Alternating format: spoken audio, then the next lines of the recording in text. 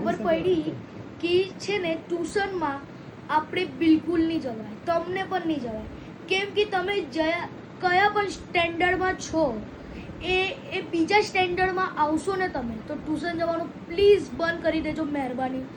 અમારી ટ્યુશનમાં પણ એવું થયું. એક દિવસ મને હું આપેલું કે છે ને ક્વેશ્ચન આન્સર આપેલા મને, એ પણ ટેસ્ટ આપવા.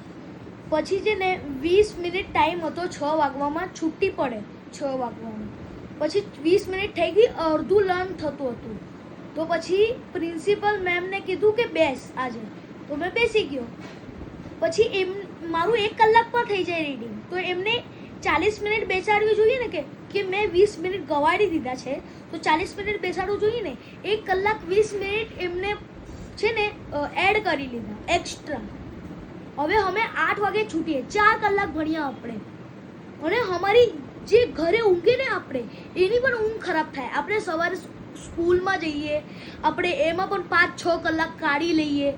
હવે અહીંયા પણ જો, હવે અહીંયા ઊંઘી જાય અમે બરાબર, મને 1 જ કલાક ઊંઘ મળે. એટલે હું ઊંઘું નહીં, ક્યારે અડધું કલાક, 1 કલાક, 1.5 કલાક, આટલી જ ઊંઘ મળે છે મને.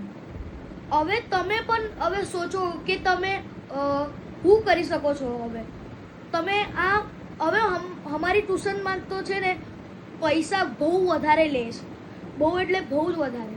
25,000 રૂપિયા લે છે. અને મારી સ્કૂલના પણ, મારી દીદી 9th છે, એની પણ 25,000 લે છે. મેં તો ફ્રીમાં ભણું છું બરાબર. પછી મેં 25 કેટલા થયા, 50,000 જાય અમારા મહિનાના. એટલે મેં મારા ડેડને કહેતો હતો કે ટ્યુશન બંધ કરાવી લો. મેં ત્રીજાથી, હવે મેં 3rd આવી ગયો છું. હવે મેં કહું છું કે 4થામાં બંધ કરાવી દો. પણ મમ્મીને ત્રીજામાં જ કહી દીધું કે આને એડમિશન લઈ લો. પછી પપ્પા સોચતા હતા કે એડમિશન કેન્સલ કરાવી લો. પછી મેં કીધું કે એડમિશન કેન્સલ નહીં થઈ શકે કે થઈ શકે છે. હવે બોલો કે અમારી જે સામેવાળી ટ્યુશન છે ને, આ ઘર બિલ્ડિંગના સામે જ છે. હવે એમાં જવાનું 4 વાગે બપોરે ધૂપમાં, સવારે મસ્ત જવાનું સ્કૂલમાં આવીને પછી મસ્ત રેડી થઈને ટીવી જોવાનું.